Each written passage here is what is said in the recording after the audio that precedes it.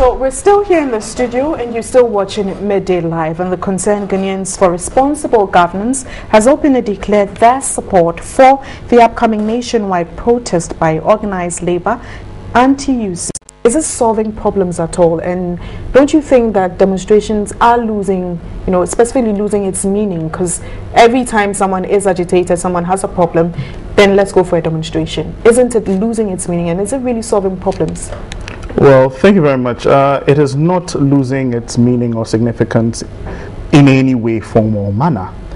Indeed, what we have noticed is that in times past, the organization of such demonstrations and then the activities that follow such demonstrations indeed is what has led to most of them becoming ineffective. So what we are saying is that we are adopting a different method.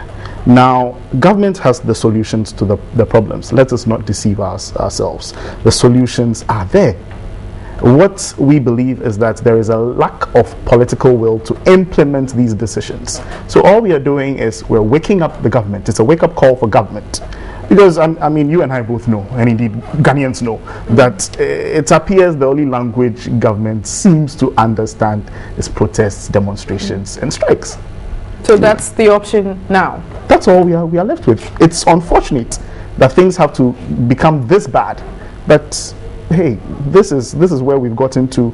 We're in difficult times, and we must take measures that would resolve the This change can only come because you just mentioned that this is where we've gotten to now. But has it really improved the situation? Well, thank you very much. In that, first of all, you're joining organized labor. I just spoke with a colleague in Tema who says that about 6,000 people would work that day during that period. And you people, that's the middle class as you call yourself, went out a specific day. And if you're joining them on Thursday, what happens to that period? Well, thank you very much. Let me correct something first. The middle class, as we have been tagged, because what we represent is bigger than any group, any class, or any person in this country. Now, indeed, yes, on Thursday, one can envisage, and reasonably so, that productivity will be very low. But our government has told us it's a listening government, but listening by itself does not solve any problem. We need action. So if this is what would make government move a step from listening to acting, then it's rather unfortunate, but this is what it has come to, and this is what we must do. We are not fighting for this generation alone, we are fighting for posterity. Now, after this Thursday demonstration, the Red Friday continues. Yes. Even before we delve into the Red Friday, couldn't you, as you're just telling me, you're fighting for the same cause organized labor is fighting for, and you also have Red Friday, which you do it silently, although you still registering your displeasure about the current situation we're in as a country. Couldn't you have one way or the other told organized labor that you touched on productivity to prevent such and such a thing from happening? Why don't we do it silently and quietly like you're doing? Let's turn our minds to something. I think it was yesterday, the issue with the railway workers. We saw what happened. They decided to sit down and not work for a day. And then immediately we were told that the presidency rushed into the matter. They had some negotiations or some discussions, and the workers have returned to work. Let us ask ourselves, why must it get to that point? Right. So, like I said earlier, and like I have been repeating, these are the times that we're in. So, the times demand this sort of action, because government has demonstrated to us that it is strikes, protests, demonstrations that would push it to action. Rather unfortunately, but we are not happy with what is going on. But if we don't do anything and we sit in our homes and stay on social media and register our protest, it's rather unfortunate. Government doesn't seem to be pushed to act. Okay, I will hold you on here in the studio and move straight to the phone lines, where I do have a conflict resolution and security expert, Dr. Kennedy Ahosu. Good afternoon, Doctor, and thanks for your time. Good afternoon. Now, I don't know if you have been listening to Kojo, but he just mentioned that looking at the current situation we're in as a country and the state we're in, looks like demonstration is the way to go. What do you make of this? Well, demonstrations are part of democracy in every society when people feel that their grievances are not being listened to or things are not going the way that they should go. And the lay down channels of protest or complain are not, then demonstrations, civil disobedience that comes on. So that is what we are seeing in Ghana. But then there are kind of mix of demonstrations or different motives behind people's demonstrations. Some people are genuinely expressing their feelings about things not going the way they wanted. But some of these demonstrations are political demonstrations. And some of these demonstrations are simply ignorance. And people just join the gang and that sort of thing. So when demonstrations are taking place, it is important to put them in perspective. If this is a spontaneous reaction of people crying against some form of grievance, or it is politically influenced by people who feel that once these demonstrations are going on, the government or authorities of the day will be discredited, so that it will make way for them to step in. And then sometimes people do not understand situations, the global world in which we live, and what are the technicalities involved in certain things, and they just go on demonstrations out of ignorance. Now, with your background and your experience, doesn't this one way or the other threaten or undermine our national security? To some extent, yes. But security in this sense is not the physical security or threatening the government, or for that matter. I think that what this does to us is more of a threat to the image of Ghana, a threat to the economic security of Ghana, because all countries at one point or the other go through economic difficulties. The Asian tigers that we talk about, Japan, China, and all of them, they've gone through more serious economic problems.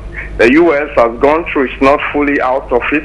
Britain is just coming out, it's not fully out of it. And European countries, even EU members, Latin America, just today they said Argentina is 2 days away from not being able to service it does.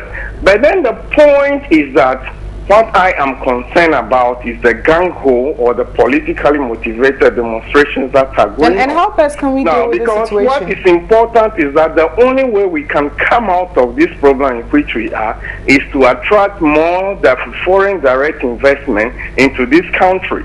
But then if it's like we are portraying the government, the country, that things are so hopeless, there is no hope. We Ghanaians don't have any imagination, or we don't have any plan to salvage our nation, and for that matter the situation is utterly hopeless and is no more useful, then nobody would like to come and invest in it. So that is my concern.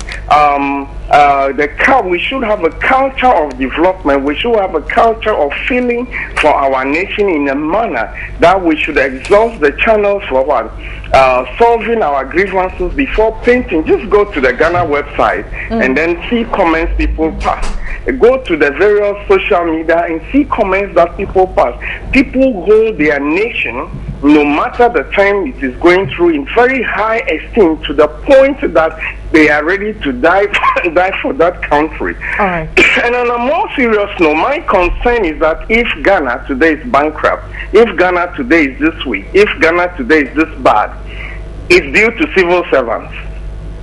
Civil servants who go to work and only play lotto. Civil servants who go to work and only what? Take money for normal day work that they should go. Go to our public schools, the teachers who are demonstrating. Compare them to any private school whereby teachers who are not qualified are teaching, and look at the performance at the end of the day.